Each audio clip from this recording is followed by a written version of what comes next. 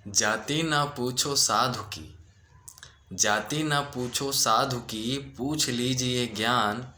मोल करो तलवार का, मोल करो तलवार का, पड़ा रहने दो म्यान।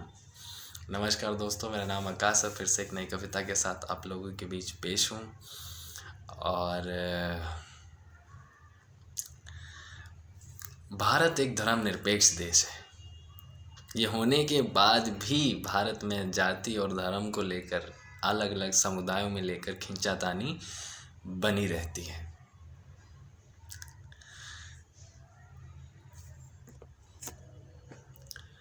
लाख खींचातानी होने के बाद भी केवल भारत ही एक ऐसा देश है जहां हर किसी को खुले स्तर पर जीने की, बोलने की, रहने की, सभी चीज़ की पूर्ण स्वतंत्रता है, पूरी आज़ादी मिली हुई है। भले जैसे कि भारत में एक खींचातानी जो बहुत वैदिक काल से चलती हुई आ रही है कि ब्राह्मण और शूद्र, जिसे हम चार वर्णों में अगर मैं बांटूं, ब्राह्मण, क्षत्रिय, वैश्य और शूद्र, इन चीज़ों के बीच बहुत ही ज़्यादा तनातनी, खींचातानी बनी रहती है। क्योंकि ब्राह्मण ना तो जन्म से हुआ है, ना कोई कर्म से हुआ है, ना कोई धर्म से हुआ है। ब्राह्मण, ब्रह्म शब्द का मतलब होता है कि उसका बोध होना, उसका ज्ञान होना, जिसने सृष्टि को रचा है, जो सृष्टिकर्ता का जन्मदाता है, उसे ब्रह्म कहा गया है। और रण का मतलब होता है बोध होना, स्मरण होना, यानी कि जिसे उस ब्रह्म का बोध हुआ हो या जिसने उस ब्रह्म का साक्षात दर्शन पाया हो, उसे ब्राह्मण कहा गया है। तो जन्म, धर्म और कर्म, ये तीनों ही चीज़ इस पर सटीक नहीं बैठती कि मैं एक ब्राह्मण घर में जन्म ले लूँ या मेरे काम उच्च हो जाए या मेरा धर्म उच्च हो जाए तो मैं ब्राह्मण हो गया, और मेरा नीच कुल में अगर धर्म, मेरा जन्म हो गया तो मैं नीच हो गया। भारत एक ऐसा देश है जहाँ सभी को सब कुछ बनने की आज़ादी है। उदाहरण के लिए जैसे वाल्मीकि जी को ले लीजिए। वाल्मीकि जी जिन्होंने रामायण लिखी, वो जात के शूद्र थे, लेकिन फिर भी वो, जब उन्हें ब्रह्म का बोध हुआ तो वो बाद में ब्राह्मण बन गए, जिसका आज पाठ पूरी दुनिया, चाहे वो ब्राह्मण हो, क्षत्रिय हो, वैश्य हो, कोई भी जाति का हो, सभी के घर में वो रामायण की चौपाई, वो पाठ पढ़ी जाती है। और उसे लिखने वाले वाल्मीकि जी थे।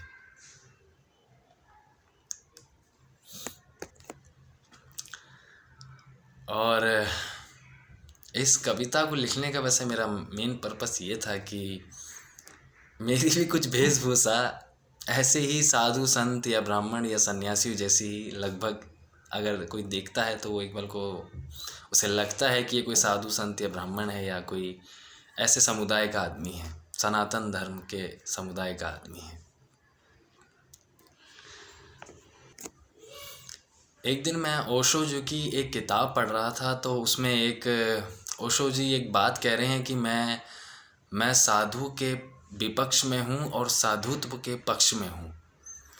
तो मैंने जब ये चीज़ पढ़ी तो मैं सोच में पड़ गया कि आखिर वो ये दो बातें क्यों कह रहे हैं। तो उन्होंने नीचे इसे बहुत अच्छे से समझाया भी है कि साधु तो वो है जो वेशभूषा धारण कर लेता है, जैसे कि कानों में बालियां पहन लेना, तिलक रख लेना, दाढ़ी मूछें रख लेना, या सूती कपड़े पहन लेना, या पैरों में खड़ाऊ पहन लेना, बड़ी बड़ी जटाएं रख लेना, तो उसको साधु कहा गया। और ये भी कोई साधुत्व का गुण नहीं है, ये तो हमारे भारत का जो वातावरण है और जो हमारे शरीर की प्रवृत्ति है, यानी जो हमारे शरीर का नेचर है, उसको देखकर ये तालमेल बिठाया गया ताकि हम अपने वातावरण से आराम से, सटीक से बैठ सकें, कोऑर्डिनेशन बैठ सके, तालमेल बैठ सके, समावेश हो सके। तो ये साधु का गुण तो है ही नहीं। तो और दूसरी बात वो ये कह रहे हैं कि साधुत्व वो है जो भीतर से पैदा होता है, जो भीतर से जन्म लेते हैं। उदाहरण के लिए जैसे हमारे देश में ऐसे बहुत से लोग हैं जिन्होंने साधुत्व को प्राप्त किया, जैसे कि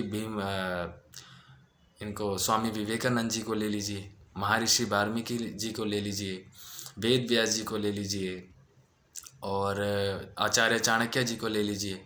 ऐसे बहुत से हज़ारों लाखों लोग हुए हैं, जैसे कि ओशो जी को ले लीजिए। इस सभी लोगों ने भीतर से साधुत्व को प्राप्त किया, उसके बाद ये साधु संत या महात्मा बने। छत्रपति सबसे अच्छा उदाहरण जो मुझे लगता है साधुत्व का, तो छत्रपति शिवाजी लगते हैं। तो ऐसे ही है। तो उसी चीज़ के ऊपर मैंने आज ये कविता लिखी है कि, तो शुरू करता हूँ। शुरू के बोलूँगा लाइनें कि तन को जोगी सब करे, तन को जोगी सब करे, मन को बिरला कोई, सब विधि सहजे पाइए, जेमन जोगी होई। तो इस बार के जो टाइटल दिया है मैंने इस कविता का, वो दिया है साधुत्व। तो शुरू करता हूँ कि ओ साधु, ओ साधु ज़रा साधुत्व पर ध्यान करो, जीवन एक जल की तरह बहता जा रहा है, जीवन एक जल की तरह बहता जा रहा है, तुम कौन से विचार में भूले हो।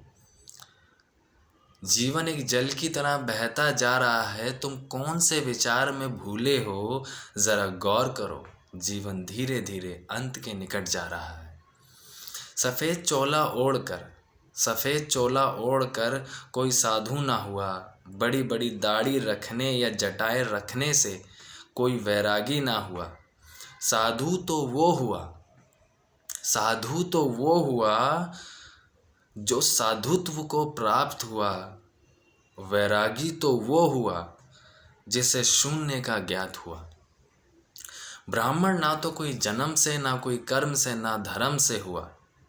ब्राह्मण ना तो कोई जन्म से, ना कर्म से, ना धर्म से हुआ, जिसे साक्षात ब्रह्म का ज्ञान हुआ, जिसे साक्षात उस परम ब्रह्म का ज्ञान हुआ, सिर्फ वही ब्राह्मण हुआ। और जिसकी बुद्धि विचार आचार नेत्र अशुद्ध हो, और जिसकी बुद्धि विचार आचार नेत्र अशुद्ध हो, केवल वो ही शूद्र हुआ। धोती कुर्ता चोटी तिलक कानों में कुंडल, धोती कुर्ता चोटी तिलक कानों में कुंडल, ये सब तो हमारे वातावरण और हमारे शरीर की प्रवृत्ति को देखकर तालमेल बिठाए गए हैं। मुझे ये सब देखकर बड़ा ताज्जुब हुआ, मुझे ये सब कुछ देखकर बड़ा ताज्जुब हुआ कि लोग इसे साधुत्व समझकर कैसे अंधकार में समाये हैं। कि कभी पढ़ो कालिदास, सूरदास, कबीरदास, तुलसीदास आदि के दोहे और रचनाओं को, कभी पढ़ो कालिदास, सूरदास, कबीरदास, तुलसीदास आदि के दोहे और रचनाओं को। उसमें कितनी सरलता से जीवन को जीने के सूत्र समझाए हैं। कभी खोल कर देखो गीता रामायण भागवत, कभी खोल कर देखो गीता रामायण भागवत, देखो उसमें स्वयं ईश्वर ने कैसे जीवन धर्म और कर्म के बखान बताए हैं। तो इतनी सी थी कविता, और आखिरी की 4 लाइनें बोलूँगा कि जीवन वैसे नहीं चलता, जीवन वैसे नहीं चलता जैसे हमने इसके विचारधारा बनाए हैं। काम क्रोध क्लह भय लोभ, काम क्रोध भय क्लह लोभ, जिसे तुमने जीवन के विकार समझे हैं, जिसे तुमने जीवन के विकार समझे हैं, कभी झांको इनके भीतर, इसी में चेतना के सारे वृक्ष समाये हैं। तो इतनी सी थी कविता, और आशा है आप सभी लोगों को पसंद आई होगी। और जाते जाते मैं एक ही बात कहूँगा कि किसी भी चीज़ के पक्ष में या विपक्ष में, यानी कि उसके सपोर्ट में होना, उसके खिलाफ होने से पहले आप उसके बारे में अच्छे से जान लीजिए, समझ लीजिए, जानकारी ले लीजिए। भारत जैसे देश में जहाँ धर्म को लेके बड़ी कट्टरता रहती है लोगों के अंदर, जिसका सीधा सीधा फ़ायदा राजनेता लोग यानी पॉलिटिक्स उठा लेता है, और उसमें आम जनता मारी जाती है, आम जनता को बहुत नुकसान पहुँचता है। भारत एक ऐसा देश है जहाँ हर चीज़ की सभी को स्वतंत्रता मिली हुई है। आप स्वयं के भीतर अपना बोध को जगाएं, और आप जिस भी श्रेणी में जाना चाहते हैं आप जा सकते हैं। अगर आप ब्राह्मण बनना चाहते हैं, आप ब्रह्म का बोध कीजिए, उसके बाद खुद ब खुद आपके लिए दरवाजे खुल जाएंगे। वरना तो शूद्र की श्रेणी में तो हमारा जन्म ही शुद्ध अशुद्धियों से हुआ है, तो हम तो पहले से ही शूद्र हैं। थोड़ा समझने की कोशिश कीजिए। इसी के साथ बाकी जय हिंद, जय भारत।